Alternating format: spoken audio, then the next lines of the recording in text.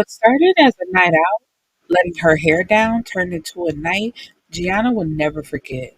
The moment she saved his life, she felt a connection with him. But when bad news hits her family, she might push away her future before it begins.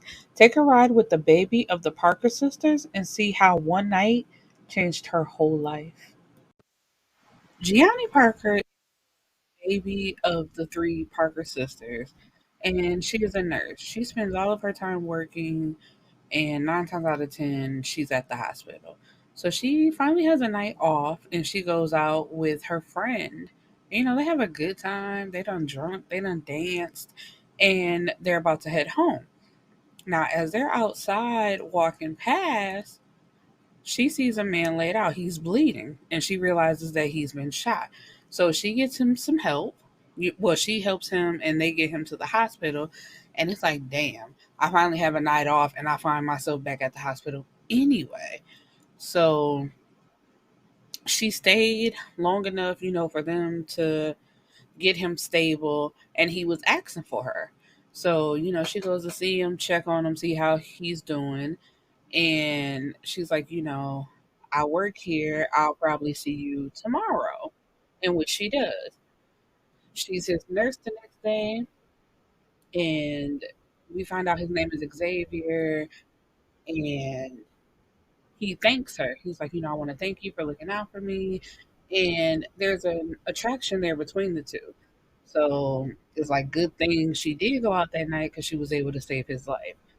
And so when he gets out the hospital, he comes back bringing her flowers as a proper thing. And it's like, I want to take you out.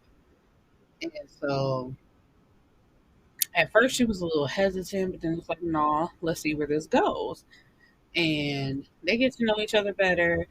And with her parents, she's starting to notice that her mom doesn't look too good. And she asks her dad, like, Dad, how's mom doing?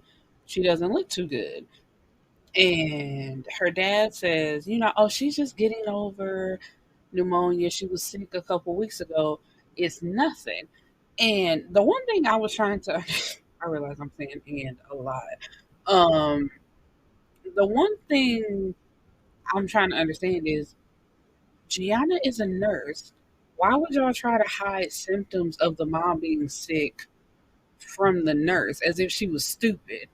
And now Gianna is spoiled. That's one thing that pissed me. Like reading this book, I'm like, girl, you are giving babies of the family a very bad name. Like, we do not act like this, sis. Well, sometimes, but not all the time. It was just ridiculous. And the mom had slash has breast cancer. Now she beat it twice before, but it's come back.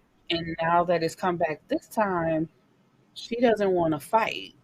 And Gianna, like, she basically refuses to accept that. She's coming over all the time. Like, I found this remedy. If you just do this, then you could beat it again. And the mama's like, no, I don't want to do that. Like, baby, I fought twice already.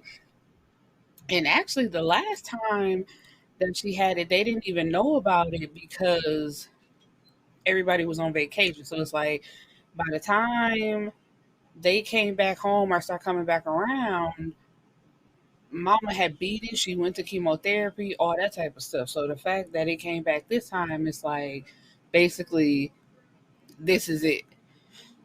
And her two older sisters, we have Aurora and we have Sloan. They're dealing with it better than she is. It's like, of course, they're upset about it, but she feels like they've basically just given up and they're all waiting around for their mother to die. And it's like, that's not, I can see how she looks at it that way, but if their mom no longer wants to fight, what else can you do but make sure you spend the last days with her, surrounding her with love or creating memories or some type of thing like that.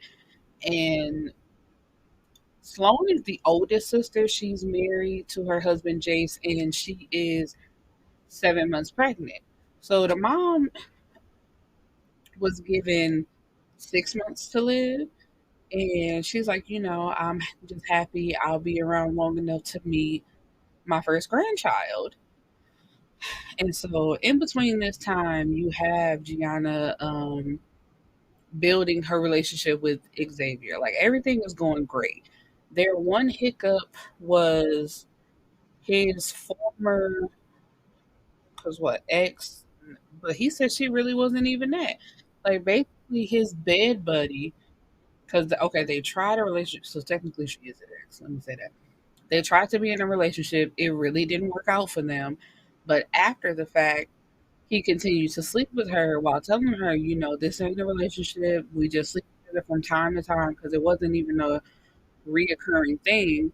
And before he had got with Gianna, or yeah, it was before, like he had cut it off. She showed up to his apartment like banging on his door one day when he had invited Gianna over. And she's like, I heard you got shot and I'm coming to check on you. And he like, I haven't heard from you in how long? Like, why are you banging on my door? And who did you hear I got shot from? Because, I didn't really tell nobody about that. So how did you learn that? And she learned from his brother. So let's get into Xavier's backstory a little bit. Um, he has a older brother by the name of Xander, and he's always getting into some shit.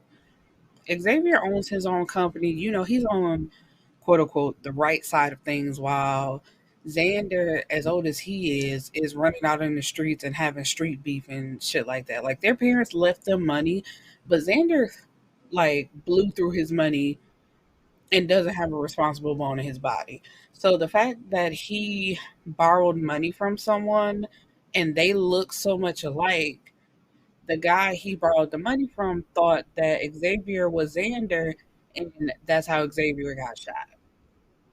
But back to this ex being in his apartment, he tells her, you gotta go.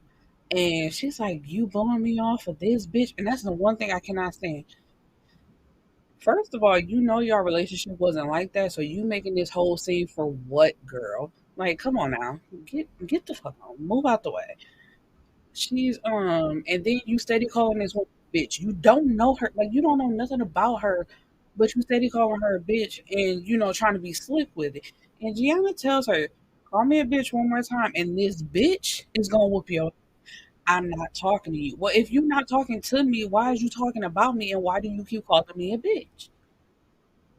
And so, um, you know, Xavier kicks her out, and Gianna tells him, I thought you said you had no attachments, you were free and clear. And he was like, I am. And he runs down the whole story of how they used to woo woo woo woo woo. And so she's like, I'm telling you right now, don't play this game with me. Don't make my crazy come out. You gonna make me bring my crazy out. Where is young M.A.? Oh, my girl just up and left. I hope she's doing good. Anyway, Um, so everything's good. Everything's good. They really don't have a problem until once again she's. It was after having a bad day or like having a conversation about their mom again. Like she left her sisters and hadn't been talking to them, but she go get something to eat because it's like I need to calm myself down and just relax. The ex is behind her in the line, being real childish. She got a group of friends with her, so they kiki ha ha ha ha ha, and then next thing you know, you hear her say, "Yeah, that's that bitch right there." He always come running back to me. She's just the flavor of the week. She's a shiny new toy, like saying all of this until Gianna finally has enough, and she runs up on that hoe and beats her ass. And her friends didn't jump in; they didn't do nothing. And then she goes to Xavier's house pounding on his door. He like, man, why you pounding on my door like you the police? She like, cause I just had to beat your bitch ass, and I told you already beforehand. Don't make me act crazy. So it's like, what's the situation between y'all? Cause don't nobody act like this for nothing. And he tells her it's what I told you from the beginning. I haven't had no contact with her. she's just being jealous and trying to get a reaction out of you and trying to break us up.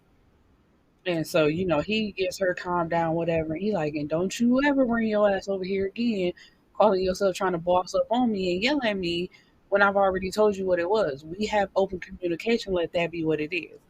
So she's like, yeah, okay, you right. Boom, boom, boom. So they smooth that over. It's all good. And it is Aurora's birthday. Aurora, she not like Gianna. Gianna, I guess when she's not at the hospital, she's young, she's like outspoken, she's the party type of girl.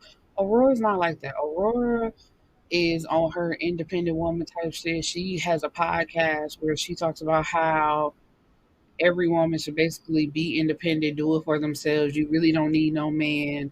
But if you do have a man, make sure that he's worth it. And it's because Aurora is jaded. And we find out at her birthday party when her ex from college shows up and it completely ruins the mood. Like, as soon as she sees this dude, she's like, what the fuck are you doing here? You don't even live here. You're not supposed to be here. And the guy is like, Dollface, let me talk. She's like, no, do not fucking talk to me. You need to leave now.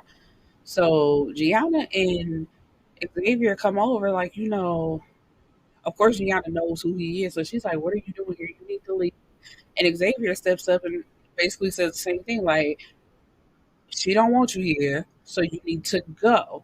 And that like ruins the whole vibe of the party. So they leave, she leaves for the night. And that's how the story ends. It leaves off with Xavier and Gianna. They're still doing good. They're still working on their relationship. And the mom is still not doing too well, but she's still here with us. And then we transfer over into the next story. And so I'll see you guys next week. Peace and blessings, my beautiful people. And I realize I said next week.